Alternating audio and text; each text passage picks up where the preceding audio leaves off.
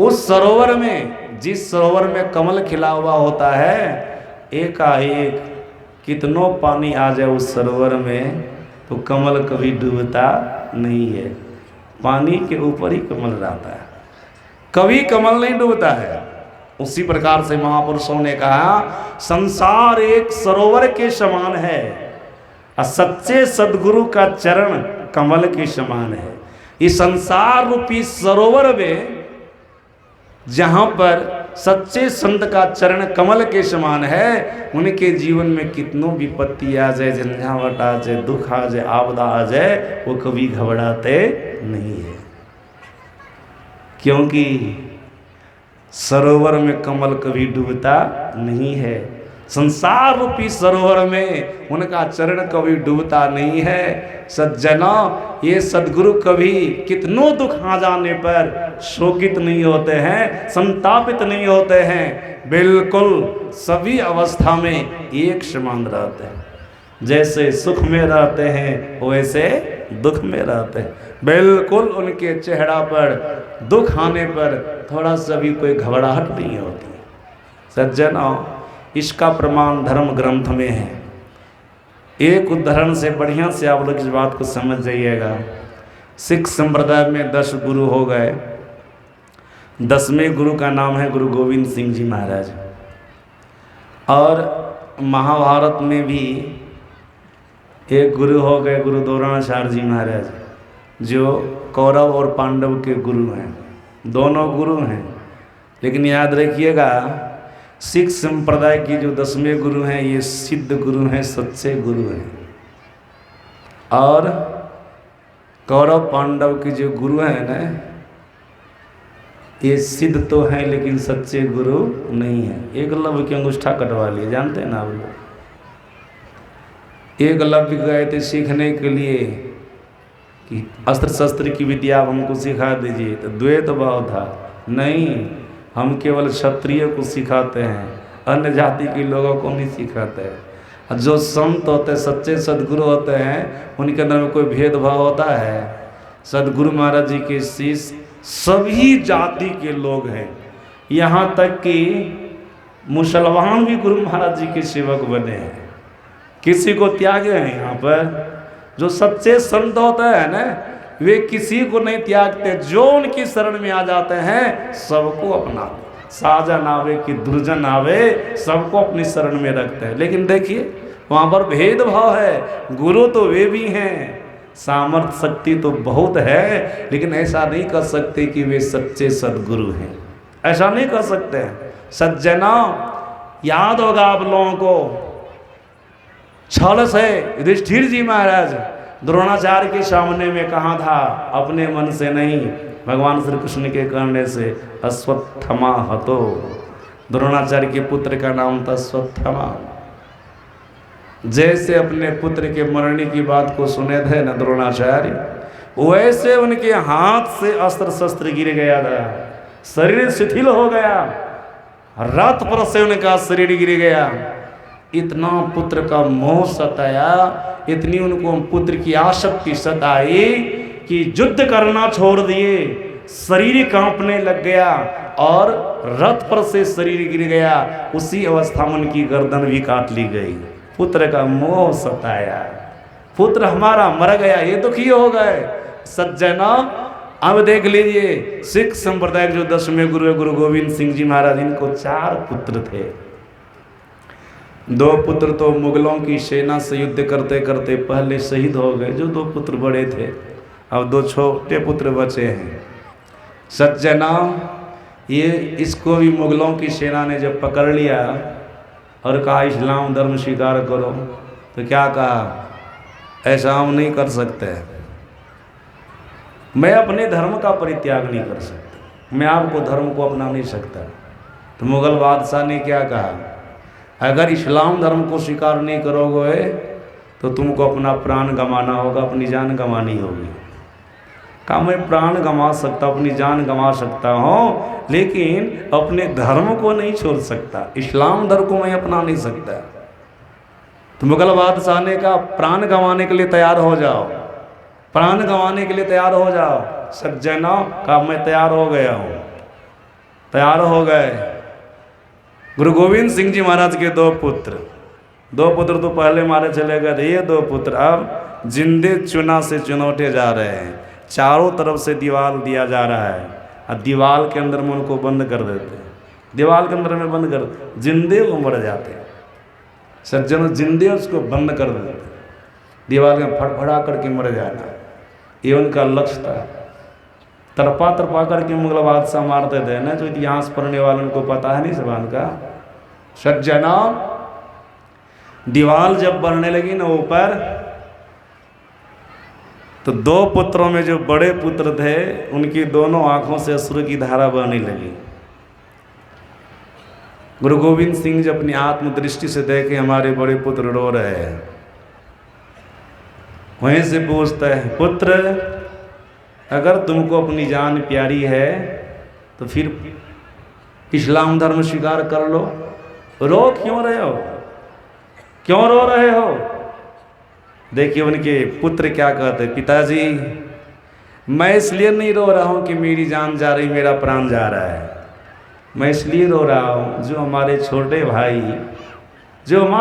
भाई हमसे बाद में संसार में आए थे, वो दीवार के अंदर पहले बंद हो रहे हैं।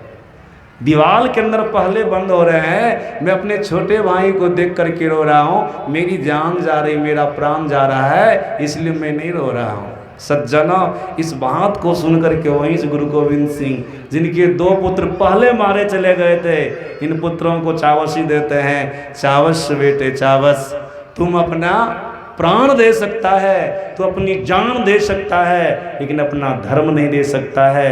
तुम्हारी वीर गाथा संसार के लोग तुम्हारे चले जाने के बाद भी गाएंगे।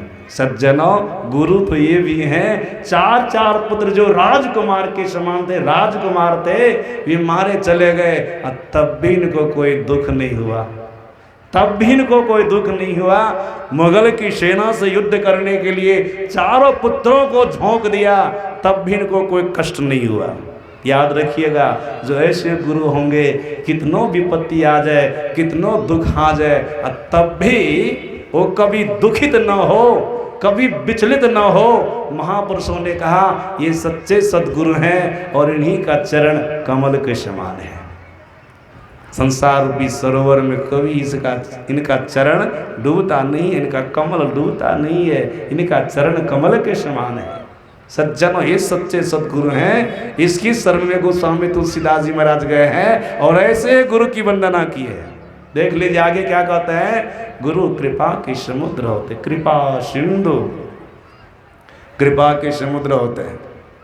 सज्जनों, गुरु के पास में इतनी कृपा होती है रे, भक्तों के ऊपर कितनों कृपा करते रहेंगे, उनकी कृपा कभी समाप्त नहीं होती, उसकी कृपा का कभी अंत नहीं होता है, उनकी कृपा का कभी समापन नहीं होता है। ये कृपा के समुद्र होता है। याद रखिएगा, देवी देवताओं के पास में भी कृपा होती है, लेकिन इनकी कृपा समाप्त हो जाती है। महापुरुषों ने इसको इस तरह से समझाया है, देखो जी, तालाब के अंदर में भी पानी होता है और समुद्र के अंदर में भी पानी होता है।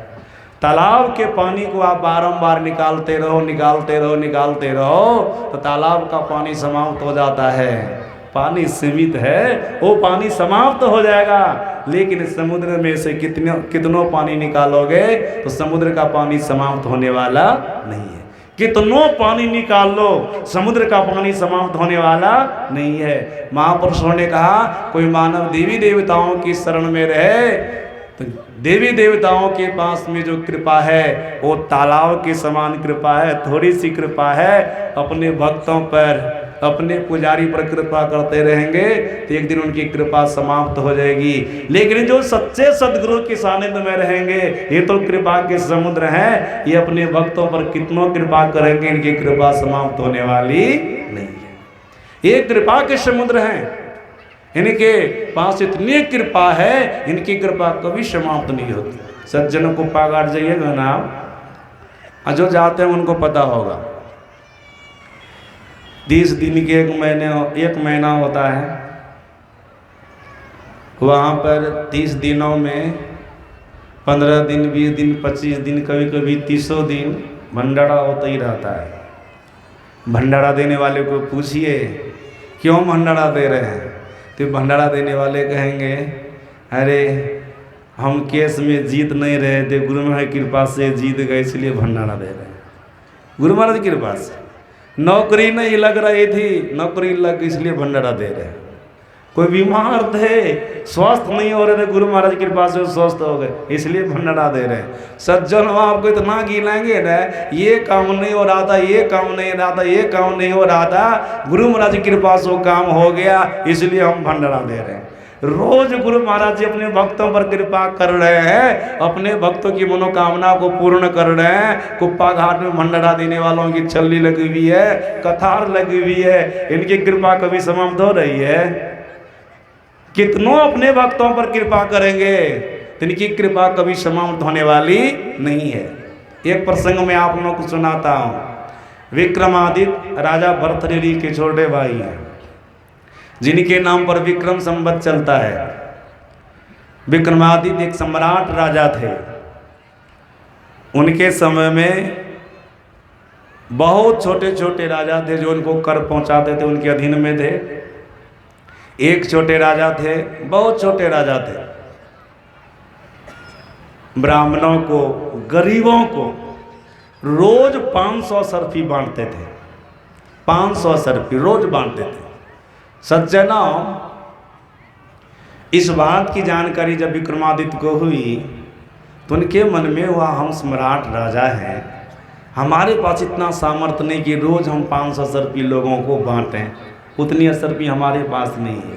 ये छोटे राजा होकर के 500 सर्फी कैसे रोज बांट देते हैं? इनको आश्चर्य लगा, गुप्तचर लगाया, पता नहीं चला, अपने से गुप्तचर बन करके राजा के राज में गए। जो राजा 500 सर्फी बांटते थे, वेश बदल लिए हैं, राजा के इर्द गिर्द कई दिनों तक घूमे फिरे। राजा देखते कोई दिव्य व्यक्ति हैं जो देखने सुनने में बड़ा सुंदर लग रहा है और हमारे इर्द गिर्द घूम रहे हैं, लगता है हमसे कोई इच्छा करता है, वो हमसे कोई अपेक्षा रखता है। वो सज्जनों, उनको अपने पास बुलाए। राजा ने कहा विक्रमादित्य को, पहचान तो नहीं रहे, वेश बदले हुए हैं, आप हमारे इर्द गिर्द घूमते हैं, हमसे क्या इच्छा रखे, क्या चाहते हैं? विक्रमादित्य ने कहा मैं नौकरी करना चाहता हूँ। राजा ने कहा कौन सी नौकरी? कहा मैं जो कहूँगा सो आप कीजिएगा। कहा जरूर करूँगा। इनसे प्रभावित हो गए, देखने राजा थे, देखने सुनने में तो बढ़िया थे, प्रभावित हो गए थे। कौन सी नौकरी बताओ? विक्रमादित्य ने कहा मैं आपका बॉडीगार्ड बनना चाहता हूँ। इनका ख्याल था बॉडीगार्ड बनेंगे तो पता चल जाएगा कहाँ से 500 सर्फी रोज लाता है, पता चल जाएगा। गरीबों का शोषण तो नहीं कर रहा है, गरीबों को तंग तो नहीं कर रहा है, उनको दुख तो नहीं पहुंचा रहा है। सज्जना, राजा ने कहा ठीक है हमारा बॉडीगार्ड बन जाओ। बॉडीगार्ड वो बन गए, अंगरक्षक बन गए।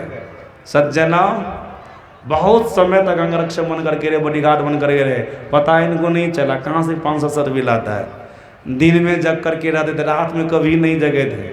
सज्जना, एक दिन विक्रमादित्य के मन में हुआ दिन में तो जगता हूँ, रात में नहीं जगता हूँ, एक बार रात में जग करके देखता हूँ। जिस महल में राजा सोते थे उसी महल में विक्रमादित्य भी सोते थे, बस अंतर इतना ही था, राजा पलंग पर सोते थे, विक्रमादित्य जमीन पर सोते थे, अंतर इतना था। और सज्जनों ने गुप्तचर बन करके गए थे तो जमीन पर सोना ही था इनको। ये नौकर है, नौकर को तो म्यूजियम सुलाते हैं, नौकर के साथ लोग गलत व्यवहार, लेकिन करना नहीं चाहिए ऐसा। सज्जना, रात में जब विक्रमादित्य जगे ना तब देखते कि यहाँ एक रात कि राजा 2 बजे रात में उठे हैं। जिस दीवार लग करके उनका पलंग था उसी दीवार में एक बिंदा था, उस बिंदा पर अपनी उंगली रखा, जैसे उंगली रखा जोर से दावा, वहाँ फाटक खुल गया। वो देख रहे हैं सोए सोए, भीतरे भीतरे देख रहे हैं। सज्जनों, फाटक खुला, राजा हो उसमें प्रवेश किए। अब विक्रमादित्य उनके पीछे पीछे कुछ दूर से जाने लगे। देखते राजा जंगल चले गए। जंगल में कामदा देवी का मंदिर था। उस मंदिर में चूल्हा में आग धधक रही थी। उस पर गए, एक कढ़ाई चढ़ा दी, उसमें तेल डाल दिए। जब तेल खौलने लगा तो राजा उसमें कूद गए। सज्जनों, जब कूदे खोलते हुए तेल में, तो कामदा देवी के मंदिर में जो मूर्ति थी न, कामदा देवी की पत्थर की मूर्ति, वो चेतन रूप में मनुष्य के शरीर में प्रकट हो गई और आ करके राजा की बाँह को पकड़ करके उनको खोलते हुए तेल से निकाल दी। अब राजा को कहती, राजन बोलो क्या चाहिए तुमको? राजा ने कहा, जो मैं रोज ले जाता हूँ वही चाहिए हमको, 500 सर्पी चाहिए। कामदा देवी के हाथ में एक थैली थी, उस थैली से 500 सर्पी निकाले, राजा को दे दिए। विक्रमादित्य देख लिए, इसी तरह से राजा रोज 500 सर्पी प्राप्त करते हैं। फिर मन में होता है, ये राजा इतना कष्ट सह करके सर्पी प्राप्त करते हैं, खौलते हुए तेल में कूद करके, ये तो कष्टे होकर के ना प्राप्त करना होगा। कष्ट पा करके असर्फी को प्राप्त करते हैं, लेकिन अपने काम में नहीं लगाते हैं, प्रजा के काम में लगाते हैं, गरीबों के काम में लगाते हैं, ब्राह्मणों के काम में लगाते हैं। ये तो बड़े उपकारी राजा हैं। अब हमको वो काम करना है जो राजा को रोज खोलते हुए तेल में कूदना न पड़े। सज्जनों, विक्रमादित्य भी तो कोई साधारण नहीं न थे। सज्जनों, राजा भर्तृहरि को उनकी पत्नी पिंगला ने झूठी निंदा की थी विक्रमादित्य के बारे में कि ये चरित्रहीन हो गए हैं। बस राजमहल से राजा भर्तृहरि ने उनको निकाल दिया था। वो जंगल में जाकर के भगवान शंकर का कठोर साधन किया था और अपने जीवन में भगवान शंकर का दर्शन भी किया था, उनसे आशीर्वाद भी प्राप्त किया था, सामर्थ्य भी, शक्ति भी प्राप्त किया था, जो हम काल से भी बात कर सकते हैं। ऐसे थे वो विक्रमादित्य। सज्जना, ये भी तो भगवान के अच्छे भक्त थे ही, रिद्धि सिद्धि वाले थे ही। मन में विचार करते, राजा को रोज खोलते तेल में कूदना न पड़े, इसके लिए अब हमको प्रयास करना पड़ेगा। ये बड़ा उपकारी राजा है, इनके लिए हमको भी कुछ भलाई की बात सोचनी चाहिए। सज्जनों, दूसरी रात की बात है, जब राजा गहरी नींद में चले गए तो विक्रमादित्य उठते हैं। किस समय? 12 बजे। राजा तो 2 बजे न जाते थे, ये 12 बजे उठ गए और जहाँ पर राजा उंगली लगाए थे दीवार में जाकर के उंगली लगा दी। फाटक खुला, वो चले गए मंदिर। आग धधक रही थी, जैसे जैसे राजा किए थे, कढ़ाई चढ़ा दिए, तेल डाल दिए, तेल खोलने लगा तो कूद गए थे। तो ये विक्रमादित्य भी वैसे के तेल खोलने लगा तो कूद गए।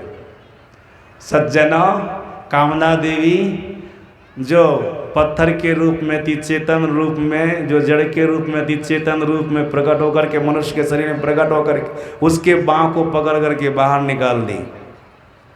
लेकिन कुछ वरदान मांगने के लिए नहीं बोली, केवल बाहर निकाल दी। सज्जन, और बाहर निकाल दी, वरदान जो मांगने के लिए नहीं बोली न। फिर विक्रमादित्य खोलते हुए तेल में कूद गए। वो बार बार निकाल दिए, बार बार कूद जाते हैं।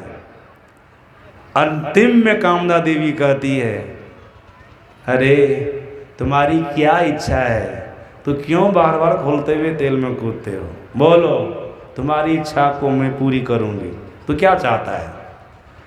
विक्रमादित्य ने कहा, तुम पहले हमको वचन दो, जो मैं मांगूंगा तुम दोगी कि नहीं, पहले वचन दो। कामदा देवी ने कहा, क्यों नहीं, तुम मांग करके देखो। जब देवी देवताओं की शरण में आए हो तो फिर कहना क्या, मांगो, क्या मांगते हो। सज्जना, विक्रमादित्य ने कहा, वचनबद्ध हो गई है, सुनो, जिस थैली से राजा को 500 सर्पी निकाल करके रोज देती है ना, वो थैली हमको दे दो। ये 500 सर्पी नहीं मांगते, वो थैली हमको दे दो। तब कामदा देवी कहती है, सज्जनों मैं क्यों सुना रहा हूँ, सुनिएगा ख्याल से। वो देवी कहती है, विक्रमादित्य अगर मैं तुमको थैली दे दूंगी तो राजा आएंगे तो फिर उनको मैं कहाँ से 500 सर्पी दूंगी। थैली रहने दो, 500 सर्पी ले लो। का सो सब नहीं होगा, हमको थैलिए चाहिए, थैलिए चाहिए। सज्जनों वचनबद्ध हो गए थी, थैली निकाल करके वो दे दी, थैली निकाल करके दे दी। विक्रमादित्य आ गए, अपनी जगह पर सो गए।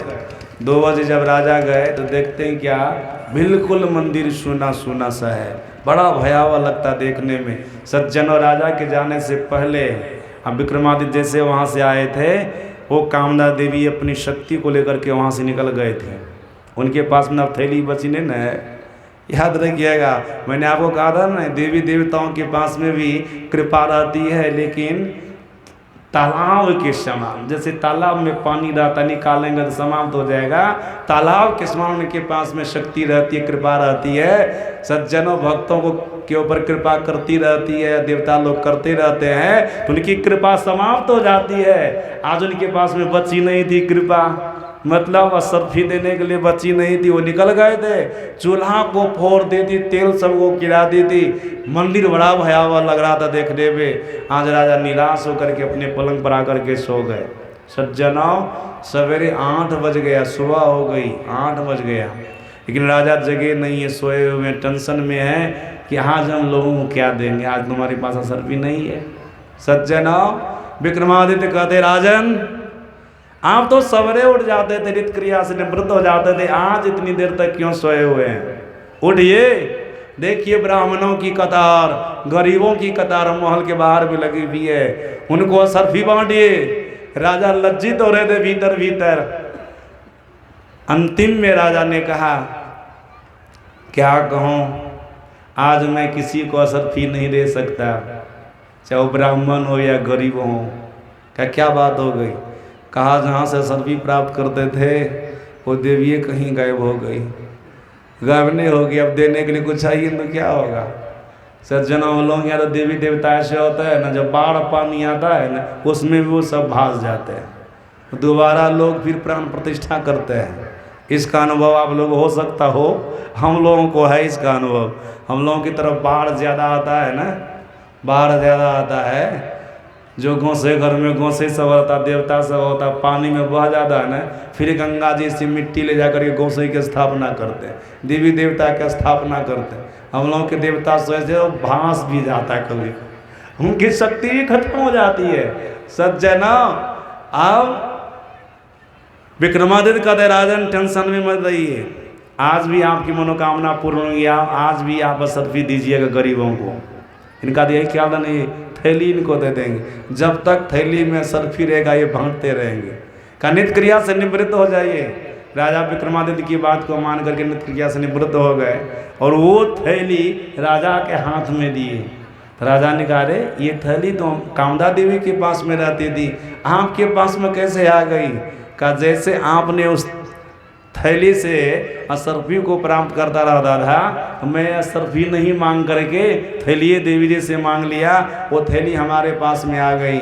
यही कारण है देवी के पास में थैली नहीं रही तो मंदिर से वो चली गई, मंदिर से वो चली गई, हमारे पास थैली है। राजन आप परोपकार का काम करते हैं, इस थैली को लीजिए, जब तक इसमें असरफी है गरीबों को ब्राह्मणों को बांटते रहिए, आज न कल तो असरफी समाप्त हो जाएगा, तो फिर नॉर्मल आप हो जाएगा, उससे पहले अलाउन कर दीजिएगा कि हमारे पास में अब असरफी नहीं है। देवी के पास तो नहीं, देवी भाग गई, आपके पास से भी असरफी सटने वाला है, लेकिन कुछ दिन तक ये चलेगा, उसको आप बांटते रहिए। सज्जनों तब राजा कहते, आप कौन हैं? का हमारा परिचय क्या लीजिएगा आप? सज्जनों विक्रमादित्य का फोटो लगा करके रखे थे, वो जब फोटो से मिलाने लगे ना, बोले तो विक्रमादित्य है। उसी समय राजा उनके चरण पर गिरे, जिस सिंहासन पर वो बैठते थे उनको बैठाए, बड़ा भव्य स्वागत उनका किया है। सज्जनों ये प्रसंग सुनाने का मतलब, देवी देवता के पास में भी कृपा रहती, लेकिन कृपा समाप्त हो जाती है। तालाब के समान उनके पास कृपा, इस तालाब में पानी है, निकालते रहिए पानी समाप्त हो जाएगा। सज्जनों लेकिन सदगुरु के पास में भी कृपा रहती है, ये तो कृपा के समुद्र हैं, ये कितनों अपने वक्त पर कृपा करेंगे तब भी इनकी कृपा समाप्त होने वाली नहीं है। गोस्वामी तुलसीदास जी महाराज कहते कृपा के समुद्र है। और तीसरी बात क्या कहते हैं, नर रूप में हरि हैं, मतलब ईश्वर हैं, परमात्मा है। ये नर रूप में हरि हैं, ईश्वर हैं, परमात्मा है। सज्जना हरि का काम है अपने भक्तों के दुख का हरण कर लेना। हरि का काम है अपने भक्तों के दुख का हरण कर लेना। ये मनुष्य के शरीर में हरि हैं। सज्जनों संत कबीर साहब ने कहने कृपा की है, सदगुरु को साधारण किसी को नहीं समझना चाहिए, सदगुरु को ईश्वर परमात्मा के रूप में जानना चाहिए। गुरु साहब करी जानिए, गुरु को साहब करके जानना चाहिए, गुरु को ईश्वर कह करके जानना चाहिए। गुरु नानक देव जी महाराज ने भी कहा, गुरु पार ब्रह्म परमेश्वरु। गुरु मनुष्य के शरीर में है, लेकिन ये पार ब्रह्म परमेश्वर है, ईश्वर है, परमात्मा है। स्वयं भगवान शंकर ने ब्रह्मा जी को कहा था, गुरुर ब्रह्मा गुरुर विष्णु गुरुर्देव महेश्वर। कहा है ना, ये गुरु ब्रह्मा के समान है, विष्णु के समान है, शंकर के समान है, साक्षात ये गुरु ईश्वर के समान है, परमात्मा के समान है। सज्जना, ये नर रूप में है, लेकिन हरि हैं, अपने भक्तों के दुख का हरण करने वाले हैं, अपने भक्तों के कष्ट का हरण करने वाले हैं। बशर्ते इनकी शरण में आप श्रद्धा भक्ति से जाइए, देखिए आपके दुख का हरण होता है कि नहीं। सज्जना,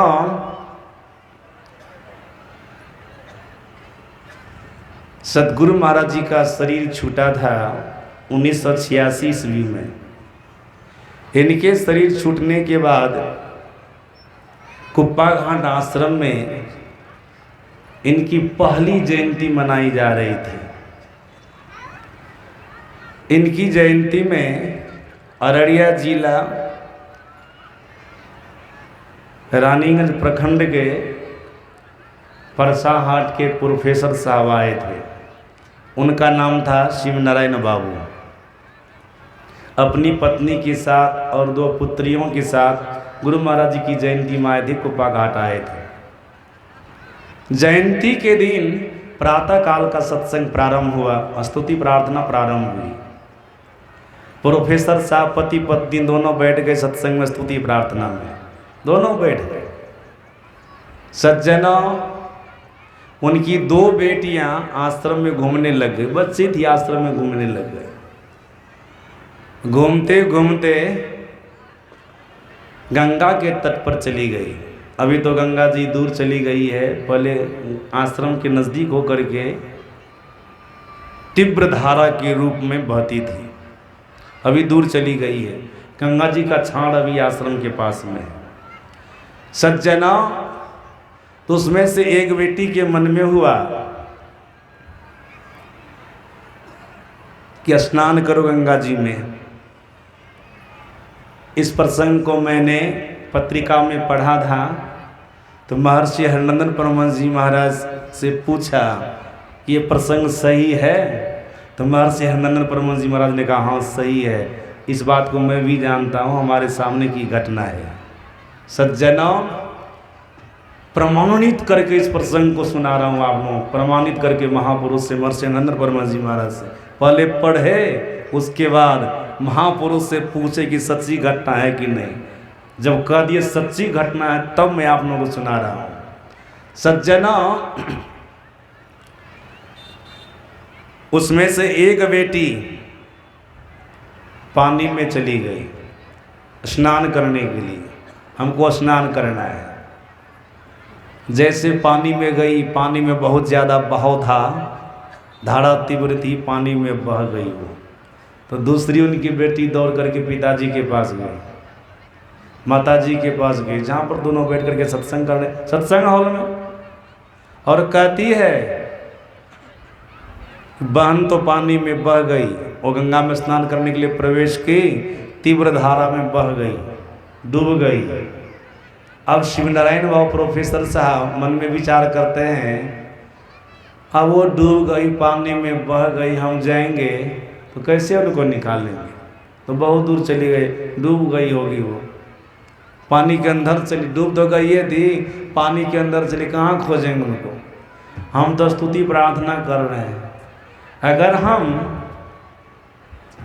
सच्चा प्रेम और सच्ची श्रद्धा को लेकर के गुरु महाराज जी की सेवा किए हैं, उनकी पूजा किए, उनकी शरण में हैं, तो गुरु महाराज जी बचा लेंगे। जाने गुरु महाराज जो करे, हम सत्संग छोड़ करके नहीं जाएंगे, स्तुति प्रार्थना छोड़ करके नहीं जाएंगे। दोनों पति पत्नी विचार किए, सत्संग में बैठे रह गए।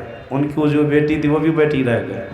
सत्संग समाप्त हुआ, आरती हो गई, तब जो बेटी देखी थी यहाँ पर डूबी हमारी बहन, माता पिता को लेकर के गई, कहा यहीं पर डूबी, खोजते खोजते कुछ दूर तक गए प्रोफेसर साहब शिवनारायण बाबू, तो कुछ दूर में देखते हैं कि बेटी किनारे पर पड़ी हुई है, श्वास चल रही है, बेहोश है। उसको उठा करके आश्रम जहाँ पर कार्यालय है वहाँ पर ले आए, अंदर ले आए, कार्यालय के पास ले आए। उस समय महर्षि संत सेवी परमहंस जी महाराज स्वस्थ शरीर में थे, उनके पास गए। और प्रोफेसर साहब को महर्षि संत सेवी परमहंस जी महाराज बढ़िया जानते थे, गुरु महाराज के प्रति बहुत श्रद्धा रखने वाले प्रोफेसर साहब है, एक निष्ठ सदगुरु महाराज की पूजा करते हैं, गुरु महाराज जी को छोड़ करके कहीं नहीं जाते हैं। सज्जनों, ऐसा आशा भरोसा विश्वास आपको गुरु महाराज के प्रति हो जाएगा ना, तो कोई भी दुख आपके जीवन में आने वाला नहीं। अगर आ भी जाएगा ना तो गुरु महाराज जी आपकी रक्षा करेंगे। ये नर रूप में हरि है ना, आपके दुख का हरण करेंगे। लेकिन खेद की बात है, ऐसा विश्वास जल्दी गुरु भक्त के अंदर में होता ही नहीं है। जबकि विश्वास वाली बात सुनाई भी जाती है तब भी उनको विश्वास नहीं होता है कि न रूप में हरि है, ईश्वर है, परमात्मा। ऐसा समझो इसको, इसकी सेवा करो, इसकी पूजा करो, तुम्हारे सारे दुखों का हरण ये कर लेंगे। सज्जना, महर्षि संत सेवी परमहंस जी महाराज बढ़िया से जानते थे ये एक निष्ठ भक्त है सदगुरु महाराज जी का। सुनाए कि हुजूर हमारी बेटी, हम तो स्तुति प्रार्थना में बैठे थे, आश्रम में घूम रही थी, 2 बेटियां थी, दोनों चली गई गंगा के तट पर। ये गंगा में स्नान करने के लिए बह गई, डूब गई। देखिए हम तो स्तुति में बैठे रह गए, नहीं गए देखने। सोचे गुरु महाराज जी जो करें। आरती के बाद गए, गंगा किनारे पड़ी थी, वहाँ पर कोई नहीं था, उठा करके लाए, कार्यालय के पास रखे, वहाँ गेट पर रख गए। सज्जना, महर्षि संत सेवी परमहंस जी महाराज कोई साधारण पुरुष तो नहीं न थे, ये भी तो महापुरुष। सदगुरु महाराज जी ने कहा जैसे की और यू का संबंध होता वैसे हमारे और संत सेवी जी का संबंध है। ऐसा गुरु महाराज जी ने कहा यू के बिना क्यों लिखा नहीं जा सकता है, जैसे दोनों का संबंध है वैसे हमारे और संत सेवी जी का संबंध है। सज्जना, जो मैं हूँ वही संत सेवी जी हैं, ऐसा गुरु महाराज जी का भाव था। ये कोई साधारण लोग थोड़े थे, एकाएक बोल दिए। प्रोफेसर साहब जो गुरु महाराज के प्रति इतने निष्ठा रखने वाले हैं, इतनी निष्ठा रखने वाले हैं, उनका कभी अनिष्ट हो सकता है? आपकी बेटी को कुछ नहीं हुआ है, जबकि देखे भी नहीं, आपकी बेटी को कुछ नहीं हुआ है, फिर भी एक बार डॉक्टर साहब को दिखला दीजिए। फिर भी एक बार डॉक्टर, महापुरुष सीधे अपने पर नहीं लेते हैं, फिर भी एक बार डॉक्टर साहब को दिखला दीजिए। सज्जनों, डॉक्टर साहब को दिखलाने गए भागलपुर, तो डॉक्टर साहब देख करके क्या बोले, प्रोफेसर साहब आपकी बेटी पानी में डूबी है लेकिन एक बूंद भी पानी नहीं पी है। डूबी ना, वो बेहोश हो गई है, डर से बेहोश है। इनको ले जाइए आश्रम में, जिस कमरा में आप ठहरे हैं ना, उस कमरा में इनको 2-3 घंटे तक सुला दीजिएगा, अपने आप होश में आ जाएगी। प्रोफेसर साहब वही की बेटी को ले आए डॉक्टर के पास। कुछ दवाई दिए होंगे डॉक्टर साहब, जब गए तो कुछ न कुछ तो दे मैंने करें दिए होंगे, लेकिन वहाँ पर दवाई की चर्चा नहीं है। वो ले आए अपनी बेटी को, जिस रूम में ठहरे तो उसमें सुला दिए। सज्जनों, 2-3 घंटे के बाद होश में आई, आँख खोली, बोलने लगी, माँ बाप को खोजने लगी, बहन को खोजने लगी, बोलने लगी। तब प्रोफेसर साहब कहते हैं बेटी, एक तो सत्संग के समय में तुमको आश्रम में घूमना नहीं चाहिए, सत्संग में बैठना चाहिए, शिक्षा देने लगे। अगर घूम भी रही थी तो आश्रम में घूमना चाहिए, गंगा के तट पर नहीं जाना चाहिए।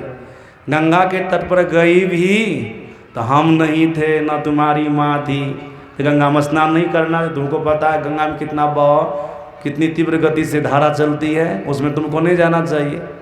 अगर चली भी गई पानी में नहाने के लिए, डूबने लगी तो कम से कम हमको पुकारना न चाहिए। तब देखिए जवाब क्या देती, कहती पिताजी आप तो सत्संग हॉल में स्तुति प्रार्थना कर रहे थे, वहाँ पर माइक लगा हुआ था, बहुत सारे सत्संगी लोग एक स्वर में स्तुति प्रार्थना कर रहे थे, बहुत हल्ला हो रहा था वहाँ पर, हम गंगा नदी में डूब रहे थे। यहाँ से हम आपको पुकारते तो आप हमारी आवाज़ को सुनते, नहीं सुनते। लेकिन बार बार आप हमको शिक्षा देते रहते थे न कि गुरु महाराज जी सब जगह हैं, कहीं पर भी भक्त संकट में पड़ जाए, विपत्ति में पड़ जाए, दुख में पड़ जाए, गुरु महाराज जी को पुकारेंगे तो गुरु महाराज उनकी रक्षा कर लेंगे। तो हमारे मन में एकाएक विचार आया कि हमारी आवाज़ को हमारे माता पिता तो नहीं सुन सकेंगे, क्योंकि वो सत्संग हॉल में स्तुति प्रार्थना में बैठे हुए हैं, लेकिन सदगुरु महाराज तो सब जगह है न, यहाँ पर भी न है। गुरु महाराज जी को पुकारेंगे तो गुरु महाराज जी जरूर सुनेंगे। तो पिताजी आपको नहीं पुकार करके हम गुरुदेव महाराज जी को पुकार लिए। जब गुरु महाराज जी को पुकारे तो गुरु महाराज जी आए, हमको अपने दोनों हाथ से पानी से बाहर निकाल दिए नदी के किनारे पर। यहाँ तक तो पिताजी हमको ख्याल है, इससे आगे हमको और ख्याल नहीं है। तो सज्जनों, आप अगर गुरु के शरण में रहेंगे, गुरु के शरण में रहेंगे, एक शिष्टों करके रहेंगे, ये नर रूप में हरि है ना, आपके दुखों का हरण करने वाले होंगे, आपके कष्टों का हरण करने वाले होंगे। ये हरि हैं, ईश्वर है, परमात्मा है। ईश्वर की भावना से, परमात्मा की भावना से गुरु की सेवा करनी चाहिए। परमात्मा है गुरुदेव, नर रूप में हरि हैं, ईश्वर हैं। इस आस्था विश्वास से इनकी पूजा कीजिए, इनकी आराधना कीजिए। ईश्वर है, नर रूप में परमात्मा है, बिल्कुल विश्वास रखिए। सज्जनों, फिर गोस्वामी तुलसीदास जी महाराज कहते हैं, सच्चे सदगुरु का वचन सूर्य की किरण के समूह के समान होता है। महामोहतम पुंज जास वचन रवि करनी करा। जीव के अंदर जो अज्ञानता का अंधकार होता है, सदगुरु का वचन उसके हृदय में प्रकाश का काम करता है। अगर जीव सच्चे सदगुरु के वचन को अपने हृदय में धारण कर ले तो उनके अंदर से अज्ञानता का नाश हो जाएगा, अज्ञानांधकार का नाश हो जाएगा, उनके अंदर में ज्ञान प्रकाश हो जाएगा। सुन रहे थे ना, हमारे सनातन जी महाराज गुरु महाराज जी का भजन गाए और अपने प्रवचन में भी बोले, गुरु ज्ञान सूर्य रूप, उनकी ज्योति अनूप, उनके नासे तमकूप बजो साधु गुरु।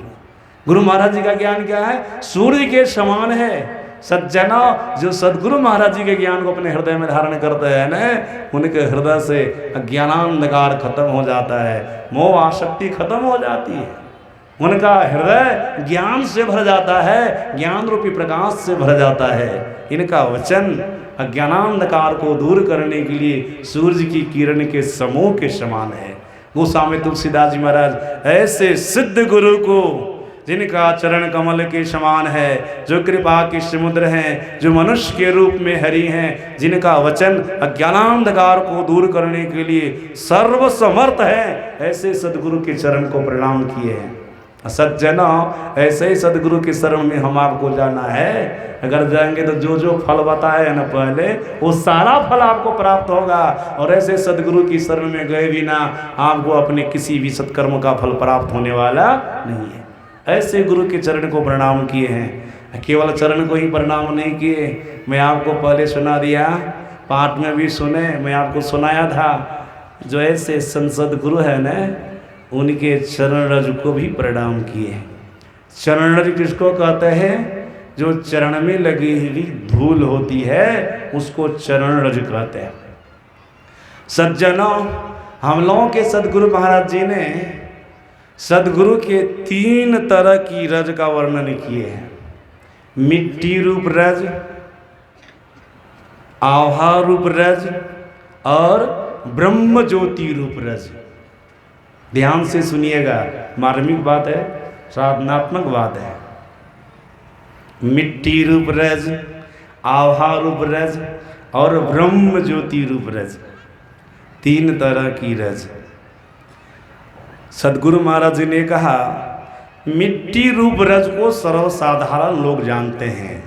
जो स्थूल चरण में लगती है मिट्टी, वो मिट्टी रूप रज है। सज्जनों, इस रज में बहुत सामर्थ्य है, बहुत शक्ति है। याद रखिएगा, स्कंद पुराण का श्लोक है, भगवान शंकर ने माता पार्वती को कहा है। वो श्लोक क्या है? शोषणं पाप पंकस्य दीपणं ज्ञान तेजसः गुरो पादोदकम सम्यक संसारार्णवतारक। स्थूल चरण में जो मिट्टी लगी हुई इसकी महिमा बता रहे भगवान शंकर। भगवान शंकर ने कहा, हे देवी, हे पार्वती, सुनो, सदगुरु के चरण में जो मिट्टी रूप रज होता है, जो मिट्टी रूप रज होती है, अगर उसका कोई पान कर ले, सुनो, जैसे पंचोखा पानी का शोषण कर लेता है, पानी को सोख लेता है, अगर सच्चे सदगुरु की चरण रज को, मिट्टी रूप रज को कोई पान कर लेता है तो चरण रज भी पंचोखा का काम करती है, जीव के जन्म जन्मांतर के पाप रूपी कीचड़ का शोषण कर लेती है। सज्जना, सदगुरु की चरण रज में वो सामर्थ्य है कि शिष्य के जन्म जन्मांतर के पाप रूपी कीचड़ का शोषण कर ले और ऐसे शिष्य के अंदर में ज्ञान प्रदान कर दे और उनको संसार से तार भी दे, संसार रूपी समुद्र से निकाल भी दे। उस रज में वो सामर्थ्य है, वो शक्ति है। भागवत महापुराण को पढ़िएगा, आपको पता चलेगा। भगवान श्री कृष्ण संत के पीछे पीछे चलते हैं। उद्धव जी पूछते हैं, प्रभु, संत तो आपके भक्त होते हैं, तो फिर आप संत के पीछे पीछे चल रहे, इनके आगे आगे आपको चलना चाहिए, संत को आपके पीछे पीछे चलना चाहिए। कहा नहीं, संत हमारे भक्त हैं लेकिन हमसे बढ़ कर के है। परमात्मा श्री राम ने भी कहा है ना, मोते अधिक संत करी लेखा, हमसे अधिक सबको संत को मानना चाहिए। भगवान कृष्ण कहते हैं हमसे अधिक हैं। उद्धव, हम कभी कभी संसारिकता में पड़ करके गलत भी कर बैठते हैं, अपना तो झूठ बोल ही जाते हैं और दूसरों से भी झूठ बोलवा देते हैं। जानते हैं ना आप लोग, माखन खा लेते थे, मिट्टी खा लेते थे। जसोदा माँ पूछती थी, माखन खाया, मिट्टी खाया? क्या कह देते थे वो, नहीं, माखन नहीं खाया हूँ, खा लिए हैं, मिट्टी नहीं खाया हूँ, खा लिए हैं। मुंह में माखन लगा हुआ, मुंह में मिट्टी लगी हुई है, और तब भी झूठ बोल जाते थे। सज्जन, वैसे तो पार ब्रह्म परमात्मा है। जब मिट्टी खाए थे एक बार, माता जसोदा ने पूछा, मिट्टी खाई है? कहा नहीं। अब मुँह मिट्टी लगी हुई, खोलो मुँह। मुँह खोले ना, संपूर्ण ब्रह्मांड को मुँह में दिखला दिए। ये दिखलाए, देखो ना, हम क्या बाहर से मिट्टी खाएंगे? मिट्टी, जल, अग्नि, हवा, आकाश, संपूर्ण ब्रह्मांड हमारे अंदर में। हम अंदर से सब कुछ को बाहर किए हैं, अगर भीतरे थोड़ा सा ले लिए तो क्या हो गया? लेना थोड़े हुआ, वो तो हमरे हैं। हम बाहर किए, उसको अंदर कर लिए हैं, उसमें क्या अंतर है? ये शिक्षा दी अपनी माँ को। सज्जनों, तो पार ब्रह्म परमेश्वर परमात्मा है। एक व्यवहारिक बात मैं आप लोगों को सुना रहा हूँ, आप देख लीजिए। सज्जन, युधिष्ठिर जी महाराज झूठ नहीं बोलते थे, जबरदस्ती झूठ बोलवा दिया, स्वत्थमा हाथों न रोवा पंजरो करवा दी। ये नहीं करवाए थे, अगर ये नहीं करवाते तो झूठ भी नहीं बोलते। विवश होकर के युधिष्ठिर जी महाराज झूठ बोले थे। सज्जना, इसलिए उद्धव जी को आज कह रहे हैं, उद्धव, हम संसारिकता में पड़ करके गलत भी कर देते हैं, जबकि उनके लिए गलत सही का कोई मायने नहीं रखता है। योगस्थ होकर के कर्म करते हैं, कर्म करे करता नहीं दास कहा वैसे, इसलिए ऐसे हैं। लेकिन संत की महिमा का बखान कर रहे हैं, इसलिए संत को आगे कर रहे हैं, इसलिए संत को आगे कर रहे हैं। लेकिन उद्धव सुनो, संत जो होते हैं ना, जो असली संत होते हैं, वे अपने जीवन में कभी गलत कर्म नहीं करते हैं।